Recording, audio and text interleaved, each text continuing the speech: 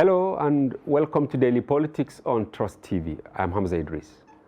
The presidential candidate of the Labour Party, Mr. Peter Obi, arrived in the North's commercial hub, Kano, on Sunday, promising to restore the city's old status in trade and industry. Speaking to a jubilant crowd, Obi stated that he had driven around Kano before addressing the people and found all the industries in the city closed. He assured the people that if elected in February, he and his running mate, Senator Yusuf Datti Baba Ahmed, will restore the city's trading status and make Kano a prosperous state. Obi also emphasized the importance of unity in Nigeria, stating that his administration will secure and unite the country so that people will be proud to say they are Nigerians. He said that his administration will kill the sentiments of tribe and religion that have been used to deceive people and create a one Nigeria where people can move and do businesses unmolested. The former Anambra governor also promised to fight corruption, stating that he and Datti will not be transactional, but will use public money well for production. He encouraged the people to look for a candidate with a trustworthy character and a track record of success rather than being swayed by promises of religion or tribe. He also stated that the reason the national currency, the Naira, is not strong is due to corruption, and he and Datti will stop it if elected. But tonight, we are joined by Hajia Najat Muhammad, the former director, Civil Society of the APC Presidential Campaign Council and member Police Service Commission. As you may know, Hajia Najatu recently resigned her membership from the All Progressives Congress, citing that parties in the country have no ideological differences and that they are merely clothes worn by politicians to serve their personal interest. She highlighted that Nigeria is facing many challenges, including insecurity, poverty, inequality, and lack of access to basic services, which require the consolidated efforts of competent and patriotic leadership across every level of governance.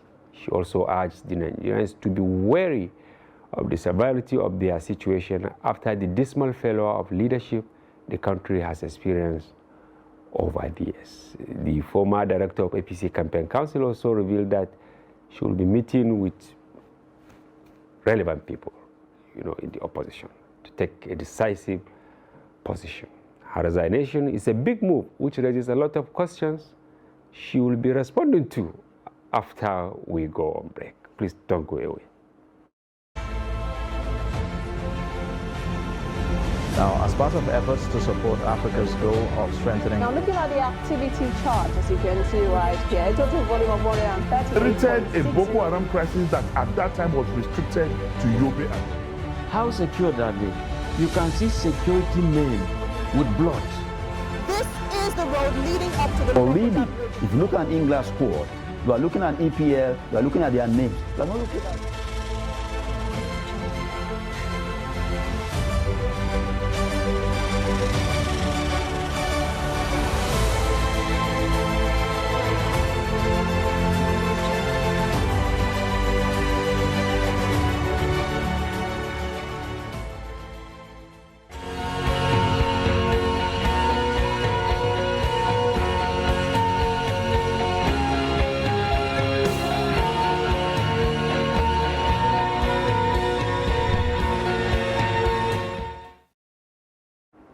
Welcome back. We have in the studio Hajia Najat Muhammad. Hajia, welcome. Thank you so much. We are happy to host you. Thank you so much. You took over the airspace, let me put it mildly, last week with your sudden announcement of disengagement, because it was actually this engagement you had with the APC, that you no longer support the party, the candidate, and all that. Yeah. What informed that decision? So many things. First and foremost, I want people to understand that I didn't want to take that position in the first place. Okay, meaning the director. The director, civil. Yeah, and they pleaded with me to accept it. And because I didn't want to be arrogant, when people as a Muslim say, in the name of Allah, accept. Some people now pleaded with you. Yes. And that was why I took it in the first place. But I gave conditions. Okay. And my condition was that I had to sit with the Aswaju and know what he has for us, particularly northern Nigeria. Okay. Because, like I told him, I can no longer be a zombie. When we followed Buhari, we followed him without an agenda. We followed him blindfolded. You're talking about you and your members? Most of us, most of Buhari's followers, you understand, that followed him for over a decade, did so blindfolded. Well, we thought that Buhari would change the situation for us. So that is why when people say they regret what they have done, I don't regret it. I don't regret it. I don't regret it because... Supporting him? Yes, I don't regret supporting him. And following him since 2003? 2002. Okay, 2002. I started the Buhari campaign. The day we gave him the card of APP then. APP, yeah. He solicited my support the first day he came to our national secretariat here in Abuja. So, and then from then, I didn't stop. But, you know, that is history. However, what I'm trying to say is that yes. I followed Buhari, and millions of people followed Buhari because they thought he would change Nigeria for the better. But we never gave him an agenda. We never gave him demands. We never made an agreement with Buhari as to this is what we want. You only trusted him? We trusted him. So this time around, we have to learn from experience. Has he betrayed that trust? Yes, he has. He has in what way, Hajia? In every way. Because first and foremost, we are Muslims. I am a Muslim. I am first a Muslim before anything. Before North, before Kano, before Nigeria, before anything, I'm a Muslim. I am accountable to my Creator, to whom is the final return. I don't joke with that. So, and I told Buhari after he was sworn in 2015, I said, sir, you cannot rule without your trusted followers. It's an injunction in the Quran in which Allah spoke to our Prophet sallallahu alaihi wasallam and directed our Prophet sallallahu alaihi wasallam that he should listen to the advice of his caliphs. The guided caliphs. The guided Sahabas. And why did Allah say that? For two reasons. One is only Allah that can rule alone, without any advice, without an advisor. And two, that those, his Sahabas, are those that had made the sacrifices, those that have fought. They sacrificed their wealth, they sacrificed everything for the Prophet to build a government in Medina. So Allah said he should listen to their advice. But Buhari discarded all of his Sahabas. All. And all. 99%. The followers. All, you know, you have followers and you have confidence. Yeah. You have the steering. He discarded each and every one of us. So none of us was taken to the villa. None of us, you know, after the swearing. You mean all the people working with him are aliens? They are not aliens, but they did not participate in the movement. Okay, they did not really participate in the movement. Okay. They did not partake in the movement. Most of them were his blood relations. You don't do that. We all know about the cabal. The cabal is made up of his blood relations. But he has been dismissing cabal. Those close to him have been saying nothing like cabal. well, you know, there's a difference between the lie and the truth. Okay. We don't have to go into that. Okay, fine. However, it is forbidden in Islam to take people just because they are your blood relations. You don't do that as Muslims. So I'm first and foremost a Muslim. And that all the promises he made concerning corruption, concerning security, concerning agriculture, concerning giving Nigerians an enabling environment to conduct their businesses, he reneged on all the promises.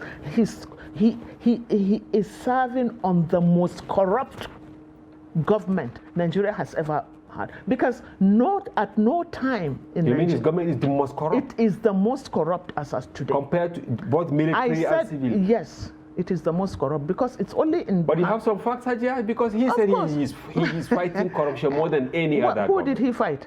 Even recently, who did he pardoned some of the biggest thieves we had in Nigeria. They are referring to former governors. Yes, of course. Why should he do that? You hear of billions stolen by a particular individual, and the story goes under the carpet. Right now, we are hearing of trillions missing. Referring to Gudaji Gazaures. Exactly. So what is he saying? He gives directives and counter directives are given. So you see, he has failed us. He has failed in his promises. So having said that, I cannot not come. If I made a mistake on Buhari, I cannot make another mistake on Asuwaju. But it took almost 8 years, let me put it this way, because we're in an election year. So last week, when you now issued your statement. No. It wasn't 8 years of who? 8 years of Buhari. Not 8 years of Asuwaju. Yeah, but Asuwaju, he has been preaching. It's a candidate. And saying that definitely he's going to build on what? Exactly. This is what he's saying. So what is it about Buhari that he wants to build on? Now who convinced you to actually accept to be part of the campaign? Because people are saying... Asuwaju convinced me. Because he said in personally, you started him? Yes. What did he tell you, and how were you convinced that, okay, something will happen? Well, you see, as a Muslim, I rejected the appointment up in issue. When they called me to give me the appointment, I said I didn't want it. But some have even bribed me their way to get some. Well, I don't need it. Why should I? What is it? I'm 66 years old. At 66, what do I want? What do I need? All I need is the legacy I'm leaving behind that will serve me in my career. I have a feeling that he will not deliver. He will not, definitely. No, let me tell you what happened. So when I rejected the appointment, they called me to say that they are giving me the Directorate of Civil Service. Yeah, civil society. And I told them, your pedigree. I don't want it. So he said, please, Hajia, please accept it. I said, no. He said, why are you not accepting it? I said, because Asuwaju knows me. He knows where I am. He didn't call me to tell me. You are calling me today that my name will be out tomorrow. I don't want it. So we agreed that I will see Asuwaju. But let me allow them to put the name for the list that was coming out the next day. Well, it can't wait, the list. Because it can't wait. But if after sitting with Asuwaju, I feel that I'm not satisfied with what he will tell me, then I can opt out. For that reason, if you notice, in my name, there were two names, a director and a co-director. Yeah. And they were right to have done that. So I went to London to see Asuwaju the very next day. Okay. And I sat with him. And the first question, he first apologized that he didn't call me this and that. And I said, sir, I refuse to accept your appointment because you haven't told me, nor have you told Nigerians what you have for us up north. You are now making reference to maybe the mistake in court during Buhari. Yeah. Okay. And he told me point blank. I said, sir, what do you have in your blueprint for us up north? He said he doesn't have a blueprint. He doesn't have blueprint for the north? This is what Asuwaju told me. He doesn't have a What blueprint. does that mean? He said he has maybe a Nigerian blueprint or what? No. He said he doesn't. I said, what do you have for us up north? Yeah, up north. Since He that said- is your constituency. Yeah. He said nothing. This is what Asuwaju told me. I said, sir, then what happened? Were there some people while he was discussing this? Yeah, there was Mr. BC, Papa BC Akon. Yeah. And then I felt very bad. And I said, how can you go and rule without a blueprint? And this, I'm quoting him verbatim. He said, I will not have a blueprint until I win the election, because I'll be stepping on too many toes and they will try to destroy me. And then he said, but if you have anything for the North that you want me to put in my manifesto, then I'll take it and put it on my manifesto. I felt bad, but I had to be patient. So I went back, I sat with one of my leaders, and we came up with a couple of things. That includes the Almajiri problem, the question of agriculture, the question of out-of-school kids, the question of how to tackle our sea of youth, able-bodied men and women doing nothing in northern Nigeria, how to engage them. I wrote this thing, and it took me just about a week while I was still in London. Because you've been battling over this. Yeah, and till date, I haven't been allowed to see Asuwaju. Wow, this is a Since serious then, one. yes. Hajiya. I have to stop you. Yes, Maybe till date. to go on break, and then yes, when we come, you have to explain this. Yeah. Viewers, we are going on a short break, and when we return, the conversation continues. Don't go away.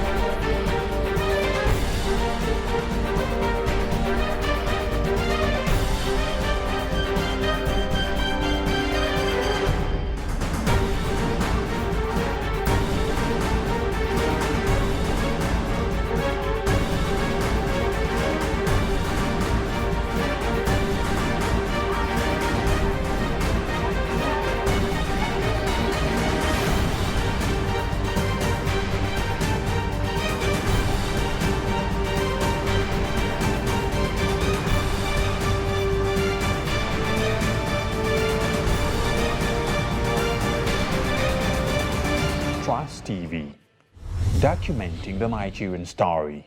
Nigerians, elections are here again. Let us shun violence. Let us play the game according to the rules. Do not be a thug. Say no to violence. Let's rise and defeat violence, crime, and sabotage against the peace of our nation. Nigeria is the only country we have. We must do everything to keep it united. We must avoid any act that promotes hate and disintegration. Say no to separatist movement, terrorism, fake news, hate speech, religious bigotry, and any act that tends to divide us as a nation. Watch out for strange gatherings and suspicious movements. Restrict access to sensitive documents and data, the disclosure of which may damage national security. Educate your staff and family, particularly on measures to safeguard information and report security breaches. Apply relevant legal security guidelines to protect yourself and your neighbors. Due to misinformation and wrong choices, some idle persons resort to vices in their greed to get rich quick. They resort to kidnapping, killings for rituals, and other heinous crimes. Avoid wrong use of the social media. Before you broadcast that false message, think twice. Ask whether it will promote peace or violence. For safety at home, still be security conscious. Educate your household on safety tips. Report all suspicious movements and persons to the security agencies nearest to you.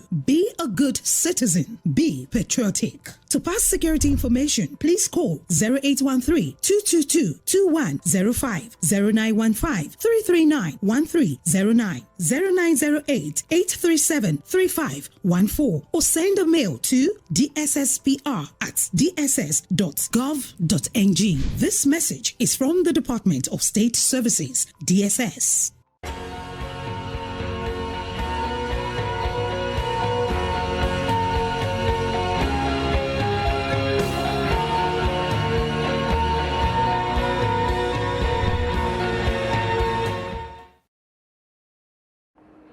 First, welcome back.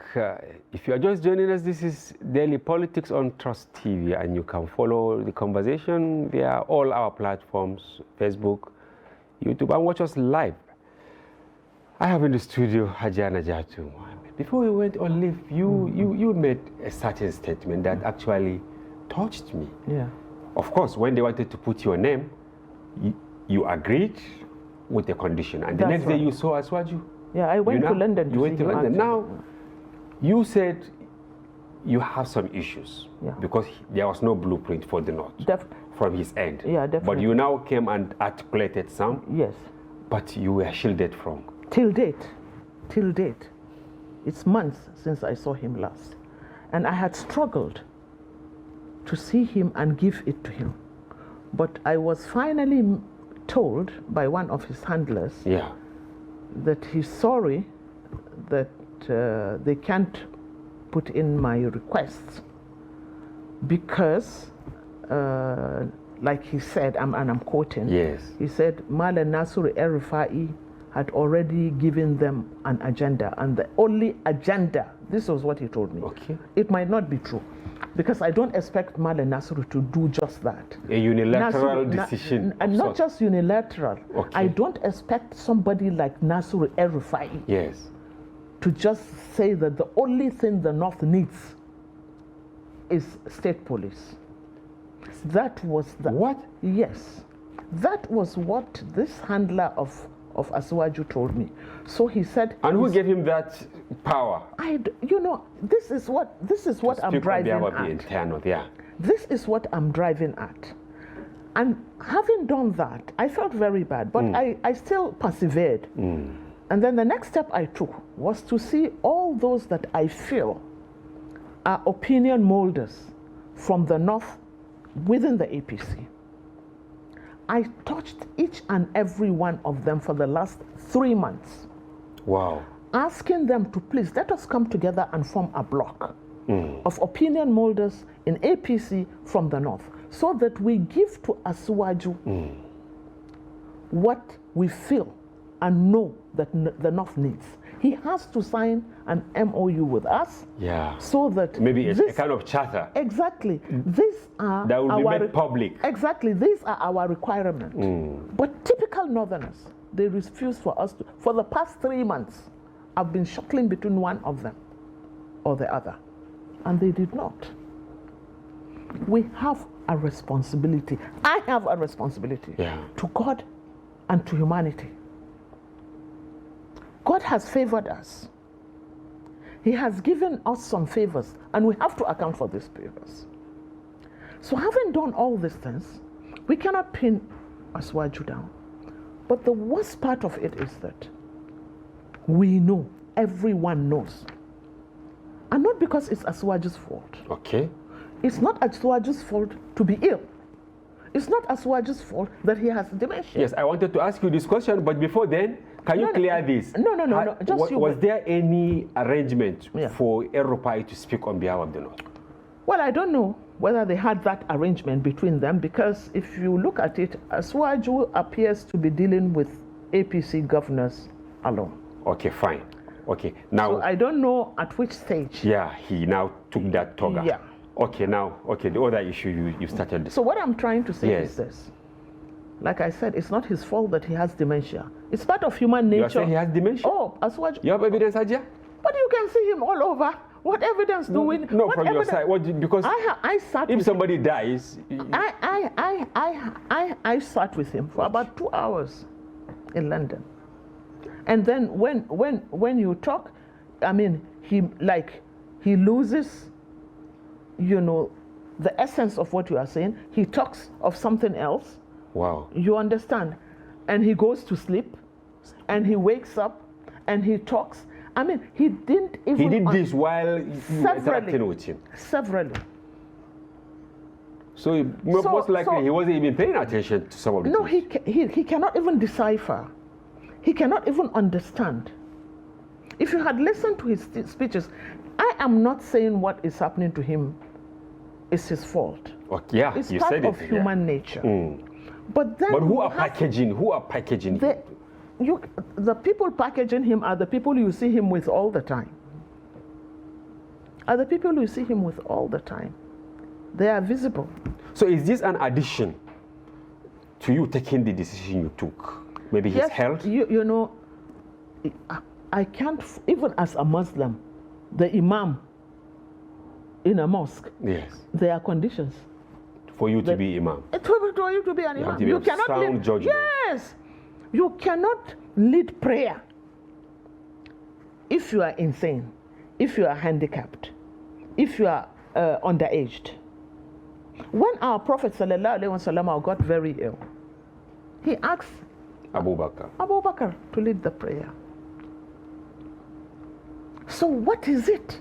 Why are they insisting on... Was this part of the reasons why you were skeptical even at initial? That is part of the reason. But I didn't know the severity. Until you met him? Until I met and sat with him. So I was thinking that if at least those of us from the north can sit and put up a package and pin him down to sign. Yeah.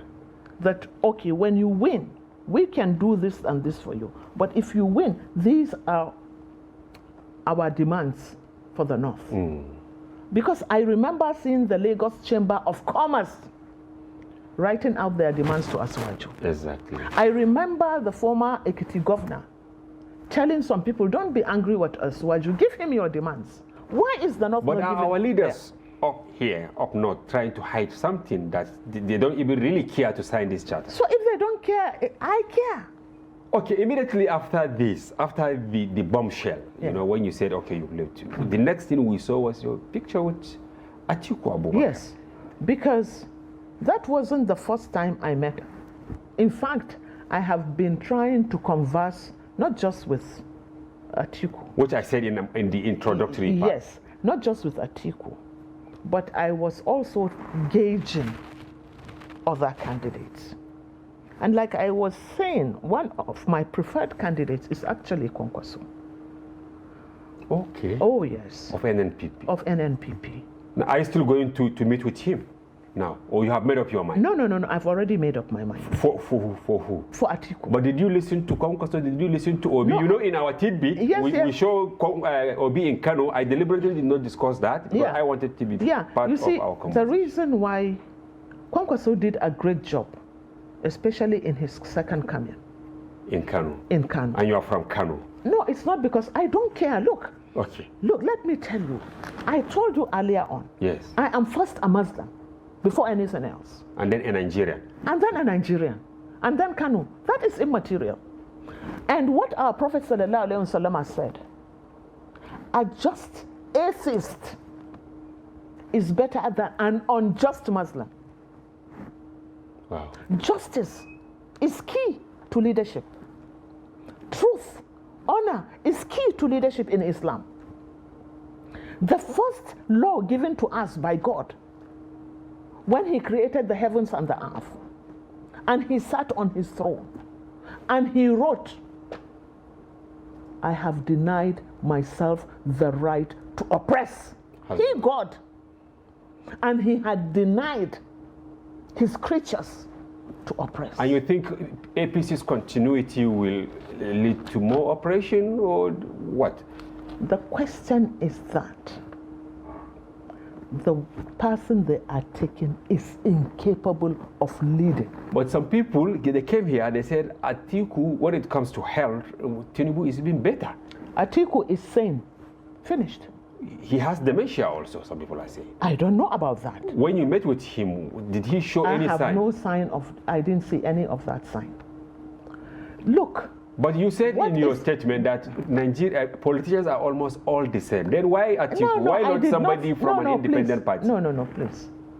Okay. Don't misquote me. All right. What I said. Maybe you are quoted out of context. No, I'm telling you what I said now. Okay. Yes. Yes, Ajay. What I said in my press release is that there is no ideological difference between all the parties, and that the party is just a robe that anyone can wear. It's just like this dress. So you are now going for personality. You got for the person wearing the robe. Then what is the difference between Atiku, Konkoso, Tinubu, Obi, Yabagisani, Ola, all of them, 18 presidential candidates? What I'm saying is that the forerunners, I don't care about those ones. Okay. But we are talking about the forerunners. But anything can happen, you know. Well, alhamdulillah, I pray that something good happens. Okay. You understand? Yeah. Allah can do anything, anytime. But as a human being, I am looking at it. I have looked at Asuwaju, and Asuwaju and Atiku are the forerunners, whether we want it or not. This is the reality. You are foreclosing maybe the others? Well, going by the facts on ground. You see, I don't want to delve into that, but the truth is the truth. All right. You know, I told you that I would have preferred Konkoso. Yes. But Konkoso has a new party that is not very known nationwide. It doesn't have the spread, and we don't have the luxury of time. We don't have the luxury of time to actually cover the grounds. Exactly. So that is why I had to take my second option with Atiku. What is there unique about him? And did he extended vouchers to you, or you went to him on your? You know, before going to Tinubu, actually it was Atiku that first called me. Okay. I have sat with them severally. I have asked them the same questions that I asked Tinubu. Okay. And they had given me brochures, blueprints of at least one or two things. Particularly the question of security. But because I was being sentimental, being in APC, I didn't want to go there. Okay. You understand? So I was dragging my feet. You understand? But then you get to a point in life that you look at the situation of your country and you ask your conscience, can you really afford to be sentimental? Can you really afford to do it for a person or for God and country? But I had to make that choice. But have you weighed the magnitude of the damage you have done to? What damage? People are leaving the party at this twilight of the damage to who? And no. You have to prick I said I'm doing it for my conscience. It's my conscience. It's about me. Has Atiku promised you something? I don't need anything. Sure. You know, Wallahi al-Azim, I don't normally swear. But I have not been promised anything. Nothing? Nothing. I don't need anything. I told you earlier, all I care about is my grave, is my country, is the legacy I leave behind. I don't need anything. God has been extremely kind to me. And I have survived in spite of Buhari's government. Yes. So I mean, look at it. Let me remind you. Okay. Obasanjo offered me ministerial appointment twice, and I rejected. Maybe you have enough money. No, it's not about money. Okay. Do you go to be a minister? Some people go to take appointments to make money. I am not one of them. You already have money? It's not about money. I'm contented with what Allah has given me. I'm a businesswoman. I'm not a civil servant that steals from government. So now the decision you have taken, Haji, don't you think it will actually cast doubt in the hearts of millions of people who look onto you as the first citizen? To tell them the truth, not to deceive them. People look up to me to tell them the truth as I understand it, not to lie to them. Even though you don't want me to make reference to your state of origin, will you go and work freely in Kano now after taking this decision? And you think why not? APC pro? You see, that was why Asuwaju would not actually lynch you. Lynch me? Do you see, yes. A lot of people are afraid of telling the truth for so many reasons. Okay. One reason is that they are hoping against hope that they will get something for lying. Yeah. Another reason is that they can be killed. Another reason is that they are just hypocrites, yeah, or cowards. Let me tell you, several times some people at some stage have tried to kill me. I have 7 surgeries here for the poison that I had, that I was given in the office of the DSS in 2013. You were poisoned? I was in Germany for 7 months. I had to have a record. All this for supporting Buhari? Before Buhari. All this, I went to prison twice. You understand? I'm aware of that, yeah. So, you see, the fear of Allah is the greatest fear. Even if I am afraid of assassination, the mosquito can kill me. Or cancer. Malaria. And we have it in Nigeria. So, all the people being killed now in Katsina, Zamfara, what have they ever said? Have they ever said anything? When it's time to go, you go. Have you ever thought of leaving your position as member of the Police Service Commission?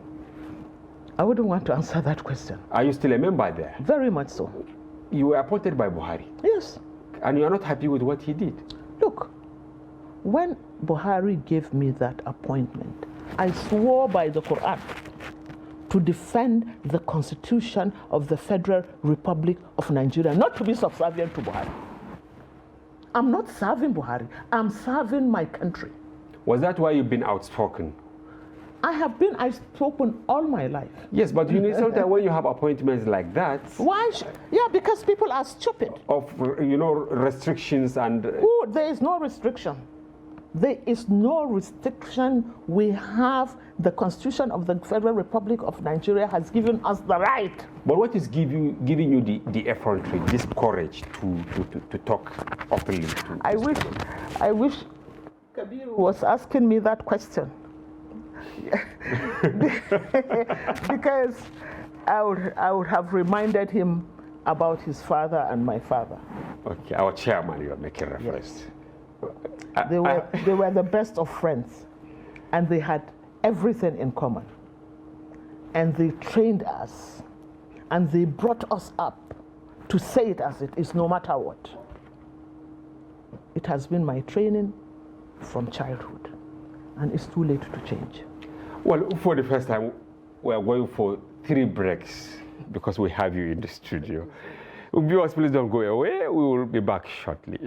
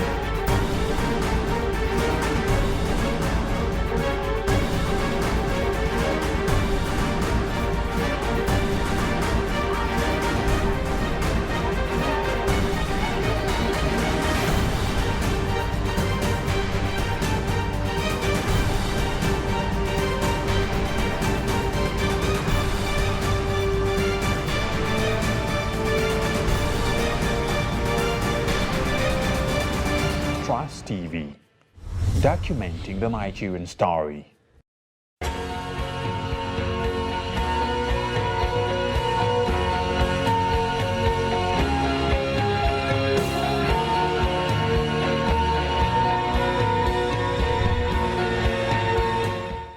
Viewers, welcome back. And this is Daily Politics once again. We have Hajiana Jatu Mohammed in the studio. For the first time, we are going for break almost 3 times. Firebrand politician.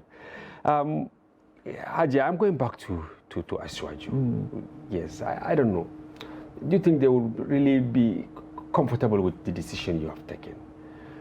It's their problem, not mine. I don't do anything for the comfort of anyone. Okay. I do things for what is good for God and for country.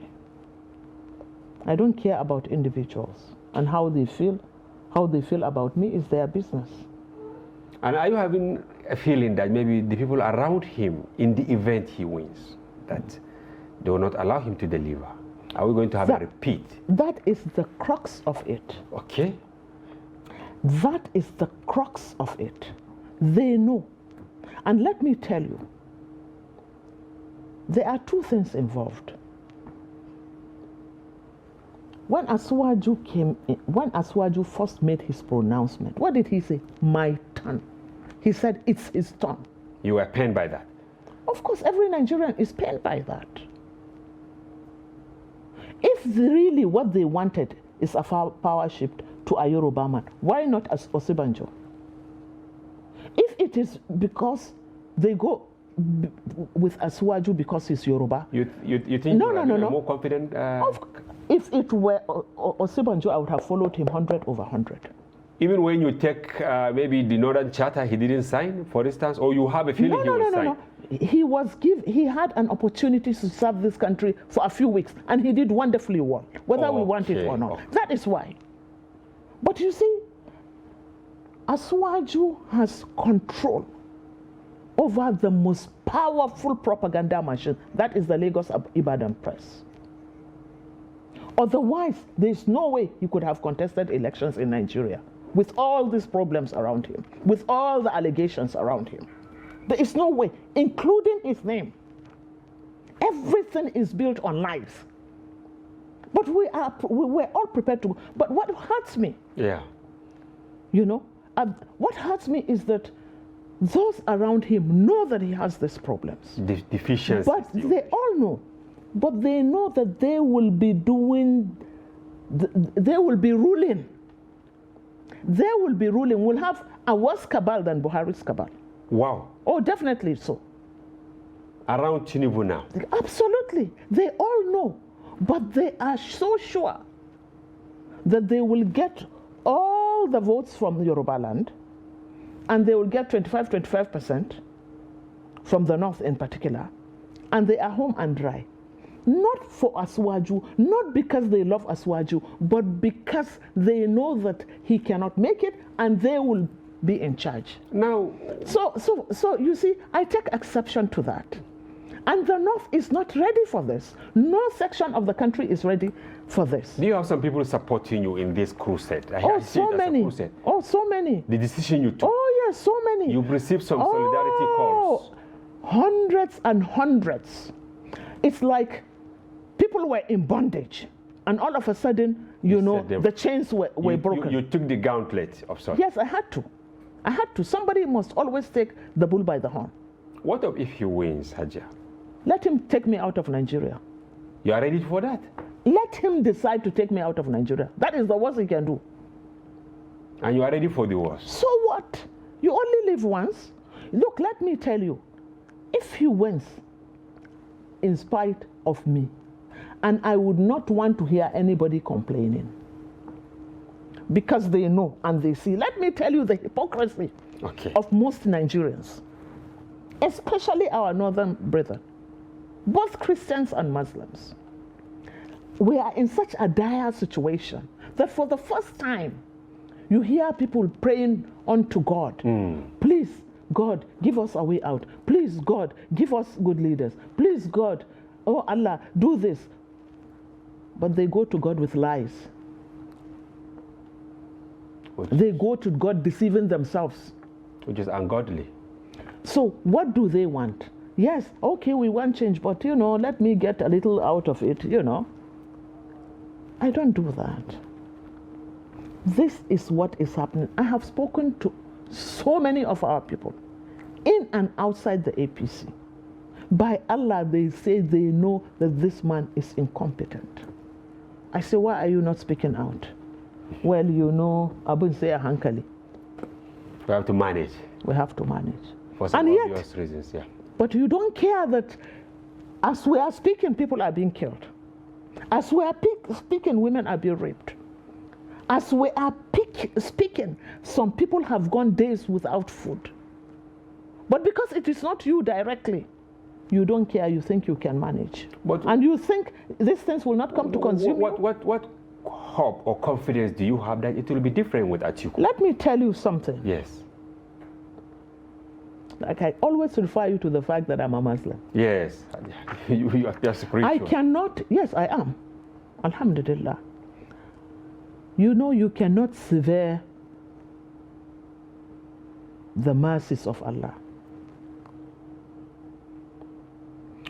If you begin to say that you don't, I will not go out and vote, all of them are rotten, all of them are bad, then what will happen is that first you are saying to Allah, I cannot get your mercy. And worst of all is that if you have a choice between the devil and the deep sea, I would rather go with the deep sea.